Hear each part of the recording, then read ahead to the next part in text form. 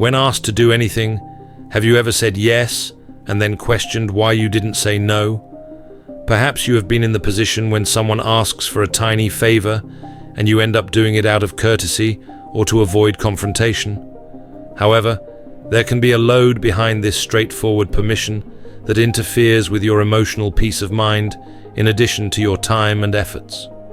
Today, we will discuss the 5 categories of little favors that, although they may appear innocuous at first, can have a significant impact on your financial situation, interpersonal connections, and, above all, your mental health. This video will cover some very common situations, such as lending money to friends or family without thinking through the repercussions, taking on obligations that are not ours, keeping secrets that could put us in awkward situations, accessing information that we shouldn't, and lastly, putting our own feelings aside in order to protect others. You may be certain that you have encountered or will encounter one of these circumstances at some point in your life. We will go into great detail about each of these 5 little favors with examples and comments so that you can recognize the warning flags, so please stay tuned until the very end. You won't want to pass up this chance to reconsider how you respond to demands in your life and steer clear of potentially damaging emotional and financial pitfalls. Since the first is a well-known topic, lending money, let's move on. 1. Making loans to relatives or friends. It feels honorable and giving to lend money to a loved one.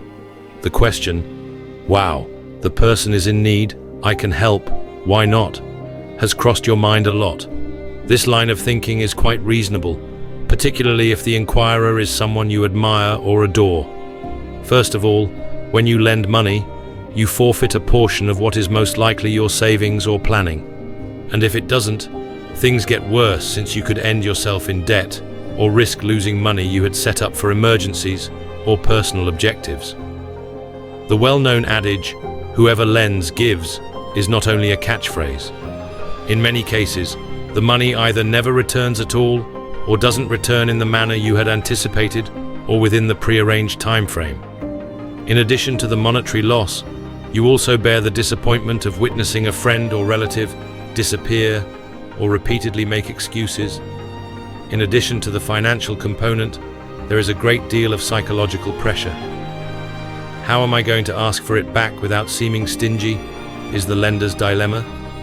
It's quite normal to worry about coming out as insensitive, particularly if the other person claims to be struggling. Conversely, when the people who borrowed the money realize they can't pay it back, they may feel pressured, embarrassed, or even disturbed. Distancing, arguments, and even the final breaking of once strong relationships are all fueled by this tension. Stories of longtime friends turning into strangers, siblings ceasing to communicate, or couples getting into a heated argument over unpaid debt are not unusual. In light of this, how can you provide financial assistance to someone without getting caught in this cycle? As long as the debt is small and you can really avoid it, one option is to convert it into a contribution. By doing this, you can avoid the tension of demand versus guilt and avoid setting up expectations of reimbursement. Another tactic is to advise the individual on potential solutions to the issue, such as assisting them in locating new revenue streams, offering advice on how to settle debts, or submitting official loan requests to financial institutions. What matters most is that you don't feel pressured to answer yes. Consider your options carefully before agreeing if the circumstance may upset your emotional or financial equilibrium. Saying no and establishing boundaries may also be acts of love and relationship maintenance. After all, it can be wiser to decline and look for alternative support if lending money now will significantly strain your relationship tomorrow. 2.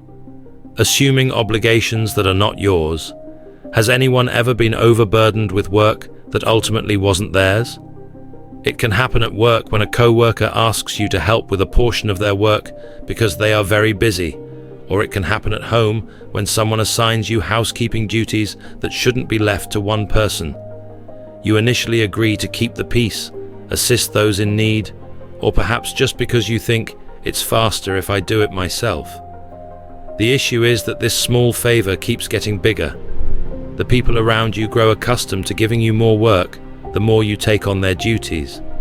Additionally, you become the do-it-all person, who is constantly overburdened with responsibilities and lacks time for personal priorities if you don't stand your position. Naturally, this can lead to stress, physical and mental fatigue, and even a decrease in your productivity when it comes to things that you are capable of doing. In addition to having an adverse effect on your emotional well-being, taking on responsibilities that are not yours impedes the growth of others. They won't try to learn, find their own answers, or deal with the fallout from their decisions if they see that you always have the answers. Because it diminishes others' individuality and fosters an unhealthy connection of reliance, this kind of interaction ultimately hurts not just you, but the team or the family as a whole. So, how can this be stopped? Limit is the crucial word. When someone asks you to do something that is obviously outside of your purview, consider your response carefully before responding. Ask yourself this question: is this task my responsibility, or is someone trying to offload a burden that belongs to them? Additionally, don't be scared to firmly and courteously explain why you are unable to handle that. You may respond by saying, "I understand that you need help, but at this moment, I cannot take on more tasks without compromising my own work." This kind of expression sets a clear boundary and demonstrates empathy. Learning to delegate is another crucial skill. Assign the assignment to someone else if you are able or have the authority to do so. It's not a case of washing your hands. In actuality, it may present a chance to instruct and foster the development of individuals who ought to have been dealing with the issue in the first place. In this manner, you avoid becoming perceived as the sole expert who can solve every problem. 3. Holding secrets that are inappropriate. Imagine being approached by a friend or family member who confides in you about something critical and requests that you keep it completely confidential. At first, you believe that by standing with this person and being reliable, you are doing them a service. However, what if this secret violates your morals or poses a risk to others? And what if the weight of this information eventually causes you to become upset or even complicit in something you disagree with? In order to prevent hurting or breaking someone's confidence, it is very common to agree to keep a secret. On the other hand, some secrets can be quite emotionally taxing. You begin to feel accountable for upholding a narrative that isn't yours, which may have an impact on your mental health. Additionally, there is always the worry of, what if this comes to light? Which, depending on the kind of information, might put you in a very precarious situation in front of friends, family, or even the law. Knowing why that individual wishes to keep the secret is another essential component. You may be caught in a catch-22, where you are attempting to assist, but are unsure of whether you are acting morally, or if it is something she could handle on her own. Sometimes the secret itself can be used as a tool for manipulation, where the individual forges a link of cooperation to get you to do or not do anything. The situation is far more complicated than simply keeping the information. Honesty is usually the best way to prevent becoming lost in this web.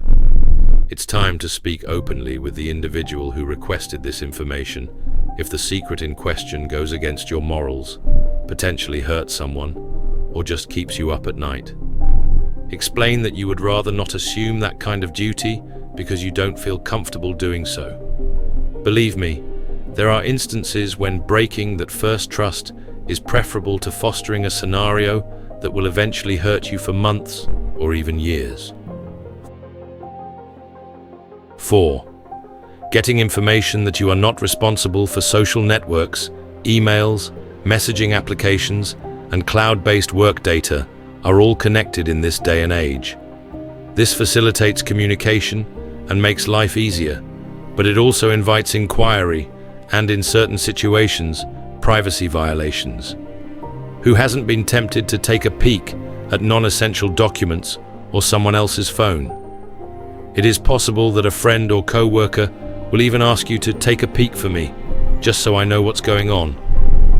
This small favor of having access to private or sensitive information may seem straightforward, but it could have major repercussions.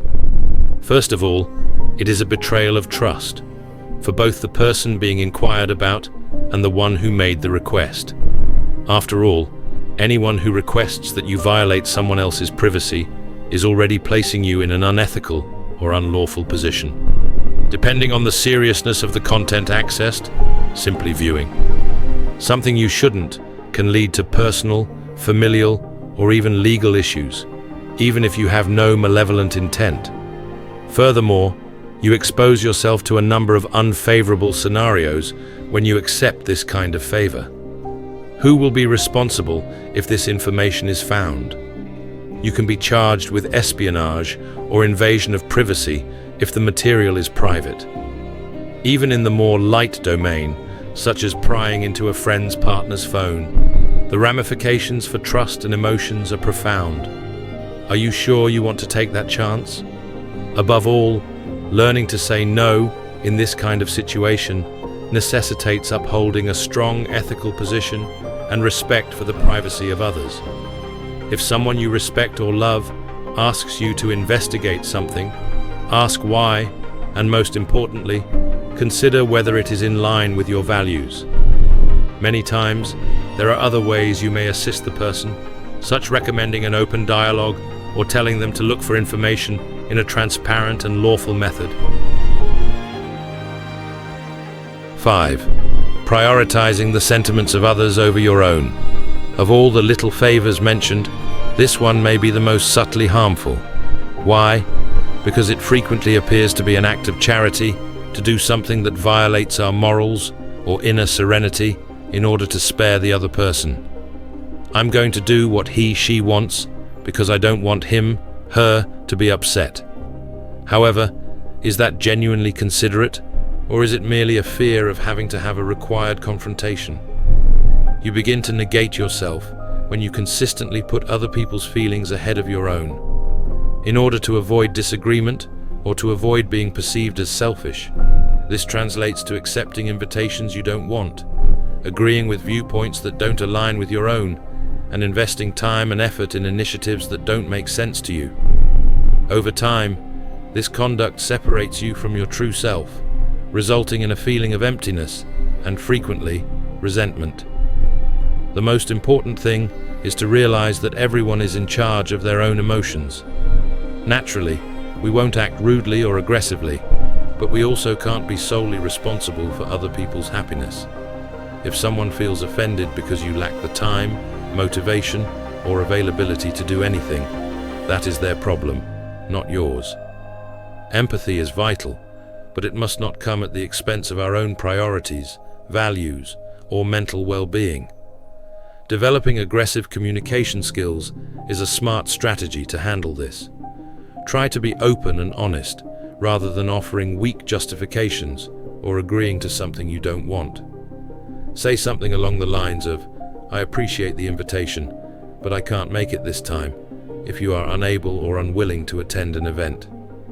Explain that you just don't feel comfortable, or that you have other priorities if someone is insistent.